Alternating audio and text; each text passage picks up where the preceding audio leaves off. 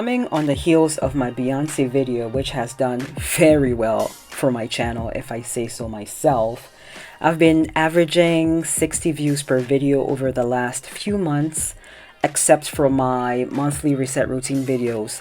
But this Beyonce video in question, which is a review of her latest album, Renaissance Act 1, has now reached 642 views at the time of recording this video slash podcast. So that's close to the amount of subscribers I have. I have currently 691 subscribers. By the way, if you're watching and you're not subscribed, you're more than welcome to go ahead and hit that subscribe button for me. It really does help YouTube know that this piece of content, or my videos in general, are valuable, and it gets pushed out so more people can see it. And I'm trying to hit 1,000 subscribers by the end of this year. So I would greatly appreciate it if you subscribed, liked, share, and commented if the video ends up resonating with you and you like to see or hear more from me. So as I was saying, my review of Renaissance Act 1 is doing well. So why not ride that wave and make another music related video? Well, this is going to be less music, more the artist, the ones I saw when I worked at Disney, as the title of this video suggests. And there were quite a few celebrities that I saw. So if that's the sort of thing you find interesting, well then keep watching.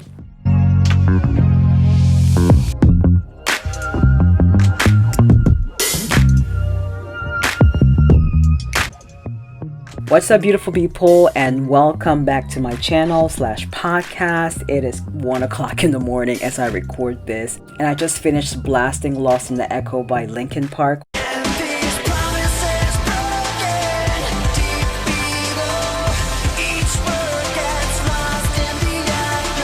Well, not blasting it on my speaker, but in my headphones. Like, they will call the cops on me if I'm blasting it this late. So I'm feeling energized enough to record this podcast slash video. So welcome to my new subscribers, and you are now officially part of the coolest family on these here internets. No drama, no toxicity, just good vibes and realness, you know? So for my new subscribers, my name is Yaira, but you can go ahead and call me Yaya if that's easier for you. I am 34 years old. I used to work for Disney, as in Disney World in Florida. I quit last July, as in July of 2021. So it has now been over a year since I quit Disney after working there for about 8 years. I have 2 videos detailing why I quit and several Disney vlogs. If you're interested, they will be linked below and at the top right corner of your screen. I am now in Philadelphia staying with my mom temporarily to get my finances in order because it was a hot mess when I left Florida. And rent is hellish. This inflation, now wow. So while I was in Disney, I got to see quite a few celebrities, and not from a distance. These people were literally 5 feet from me. It was insane. It's one thing to see or hear someone's music on the radio, TV, laptop, phone, but another to see them in flesh. Now, I don't have any recordings or pictures as I normally do for proof. For obvious reasons, I was working when I saw these people, so I couldn't necessarily pull out my phone and take a picture. And even at the time I saw some of these celebrities, I didn't have an iPhone. But yeah, so you're just gonna have to take my word for it that I saw these people up close and personal. Ruben Studdard was the first celebrity I saw. Now, if you're scratching your head wondering who that is, well, he was the winner of the 2nd season of American Idol. The winner of American Idol 2003 is Ruben Studdard.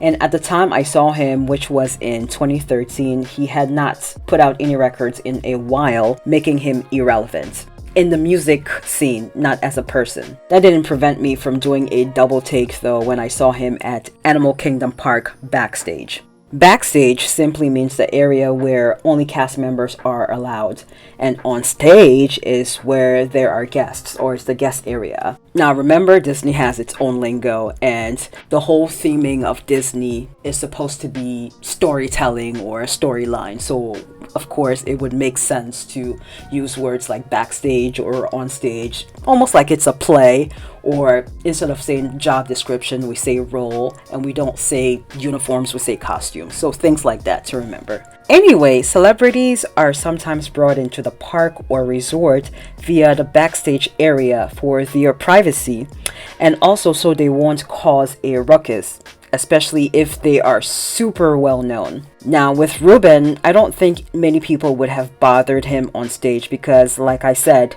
he won American Idol in 2003. It had been 10 years at this point and nobody cared. Well, at least certainly not I, but I still thought it was cool to have seen him. Katy Perry, on the other hand, had me starstruck. This was in 2015. I had then moved from being a custodial at Disney's Animal Kingdom theme park to now being a hostess at Sci-Fi Dining Theater Restaurant at Disney's Hollywood Studios. Wow, that was a mouthful. Disney's Hollywood Studios was my least favorite park. So now, this restaurant that I worked at, in my opinion, was perfect for any super well-known person to eat in peace without people gawking at them. Why? Because the restaurant's theme is 1950s drive-in theater where sci-fi movies are played at night. So the restaurant is dark to mimic being outside at night, and the tables look like cars from that era. Really cool restaurant, and the food is not half bad either. It's casual dining type food, but better because Disney. Your basil pasta was my favorite thing on the menu. It came with chicken or shrimp. Obviously now I can't eat the chicken because I don't eat meat, but the shrimp one was just as good. So anyways, the leaders at Sci-Fi Restaurant used to bribe us with food to stay longer. Always worked for me. Like, yeah, I'll stay till close, even though I was supposed to leave at 5, just so I can have that pasta without having to pay for it. Speaking of clothes, that's when Katy Perry and her entourage of like 20 showed up. Again, I'm sure she had reservations, and even if she didn't, it wouldn't have been a problem for her to get concierge to call the restaurant leaders to get her in after the park closed, which was probably for the best. It would have caused too much chaos during the park operation hours. One, because she's Katy Perry and her song How We Do was in heavy rotation on the radio.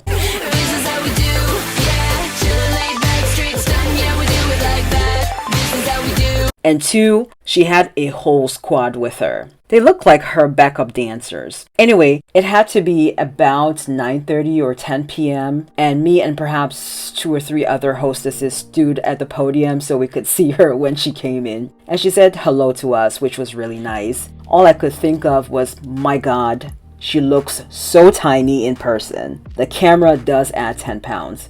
Same thing with Chris Evans, dude from Captain America. Oh, he's so fucking hot. But anyways, he came in with a party of maybe about 10 or 12. I'm guessing these were his family members because there were kids in the party and he was all dressed down in ball shorts, if I remember correctly. So now on this particular day when Chris Evans came in, I was in charge of assigning tables, and I was so annoyed because most of the servers or the waiters were bothering me to have Chris in your section. One of the servers wanted me to shut down his section so he could go on break and return in time for Chris's arrival. Like, no, my dude. There are other reservations on the book, and those people need to be assigned tables too. So if it works out that your table is clean and ready when Chris arrives, so be it. But I can't orchestrate a whole thing just so he can sit at your table. It's unfair to the other servers. Celebrities made some of the servers go crazy because they thought they would probably get a better tip, or they just wanted to be able to say Chris Evans or whoever sat in your section. And what if that celebrity is not the nicest person? Then what? Speaking of which, some of the old-timers, aka cast members who had been with Disney for a while, used to say Steve Harvey wasn't very nice when he came through because apparently he came to Animal Kingdom Lodge a lot. And Animal Kingdom Lodge was the most recent location I worked at when I quit Disney. And I did bell services, so basically dealing with luggage. The one guy from Tyler Perry's Why Did I Get Married came up to me while I was at the bell stand and asked for his bags.